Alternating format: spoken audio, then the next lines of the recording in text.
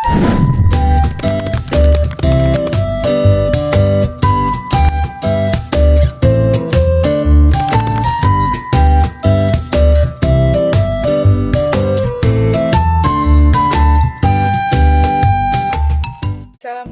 warahmatullahi wabarakatuh. Perkenalkan, nama saya Anika Marsa. Saya dari kelas 10 ADP 3. Video kali ini saya akan menjelaskan materi tentang sejarah dan penjelasan diakronis, sinkronis, dan kronologis. Saya akan menjelaskan pengertian sejarah. Menurut Kamus Besar Bahasa Indonesia, pengertian sejarah bisa disebut juga adalah kejadian atau peristiwa yang benar-benar terjadi pada masa lampau. Dengan demikian, sejarah tidak dapat dipisahkan dari kehidupan manusia, meskipun perkembangan zaman terus terjadi. Berikut ciri-ciri dari sejarah. Ciri utama dari sejarah adalah sebagai berikut. Yang pertama, abadi. Abadi yaitu peristiwa tersebut tidak dapat berubah-ubah, oleh karena itu, maka peristiwa tersebut akan tetap dikenang sepanjang masa. Yang kedua, unik. Unik yaitu peristiwa itu hanya terjadi satu kali. Dan yang terakhir, penting. Penting yaitu peristiwa yang penting dan memberikan dampak signifikan pada kehidupan masyarakat luas. Adapun ciri-ciri sejarah sebagai ilmu antara lain. Yang pertama, bersifat empiris, memiliki objek, memiliki teori, memiliki metode ilmiah, dan memiliki sifat generalisasi. Contoh dari sejarah yaitu seperti Proklamasi Kemerdekaan Indonesia pada tanggal 17 Agustus 1945, peristiwa berdirinya Perserikatan Bangsa-Bangsa, peristiwa Bandung Lautan Api, dan lain sebagainya. Penjelasan berikutnya yaitu tentang diakronis, sinkronis, dan kronologis. Yang pertama, diakronis.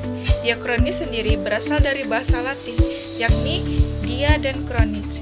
Dia adalah melalui atau melampaui, sementara kronis adalah suatu hal yang sudah berlalu atau melampaui waktunya.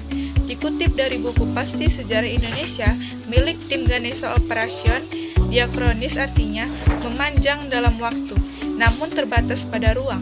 Diakronis memiliki sejumlah ciri sebagai berikut. Yang pertama, memiliki sifat vertikal. Yang kedua, hal yang dibahas lebih luas. Yang ketiga, mempunyai konsep perbandingan. Dan yang keempat, berkesinambungan. Contoh diakronis dalam sejarah antara lain Perang Diponegoro pada tahun 1825 sampai 1830. Dan yang kedua, sinkronis. Pengertian sejarah sinkronis berasal dari bahasa Yunani, yaitu sin, yang artinya dengan, sedangkan kromos artinya waktu. Dalam KBBI, sinkronis berarti segala sesuatu yang bersangkutan dengan peristiwa yang terjadi pada suatu masa. Dan dijelaskan, sinkronis dalam sejarah adalah cara mempelajari atau mengkaji pola-pola, gejala, dan karakter sebuah peristiwa sejarah pada masa tertentu. Adapun ciri-ciri sinkronis, yang pertama, mengkaji peristiwa sejarah yang terjadi pada masa tertentu, dan yang kedua, menitik beratkan kajian peristiwa pada pola-pola gejala dan karakter. Yang ketiga, bersifat horizontal. Yang keempat, tidak ada konsep perbandingan. Dan yang kelima, cakupan kajian lebih sempit dari diakronis. Contoh dari sejarah sinkronis yaitu sebagai berikut. Yang pertama, suasana di Jakarta saat pembacaan Proklamasi Kemerdekaan 17 Agustus 1945. Yang kedua, keadaan ekonomi Indonesia pada 1958. Dan yang ketiga, pembangunan Orde Baru. Dan yang terakhir, yaitu kronologis. Secara etimologis, kronologis atau kronologi berasal dari bahasa Yunani, yaitu kronos, yang artinya waktu, dan logos, yang artinya ilmu. Jadi, kronologis adalah ilmu tentang waktu yang membantu untuk menyusun peristiwa atau kejadian sejarah sesuai urutan waktu terjadinya.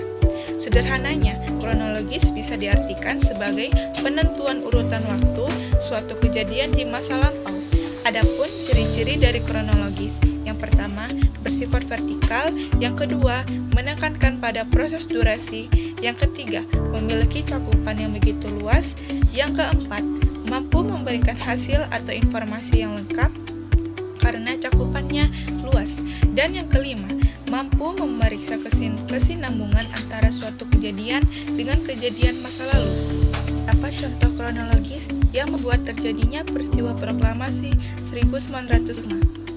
Yaitu tanggal 6 Agustus 1945, Amerika melakukan pengoboman pada kota Hiroshima. Lalu pada tanggal 9 Agustus 1945, Amerika melakukan pengoboman pada kota Nagasaki. Tanggal 15 Agustus 1945, Jepang menyerah pada blok Amerika. Tanggal 15 Agustus 1945, Sultan Syahrir mengetahui berita menyerahnya Jepang. Tanggal 16 Agustus 1945, golongan muda memaksa Bung Karno melakukan kemerdekaan Indonesia. Dan tanggal 17 Agustus 1945, pembacaan teks proklamasi telah dilakukan. Sekian penjelasan materi dari saya, semoga dapat bermanfaat.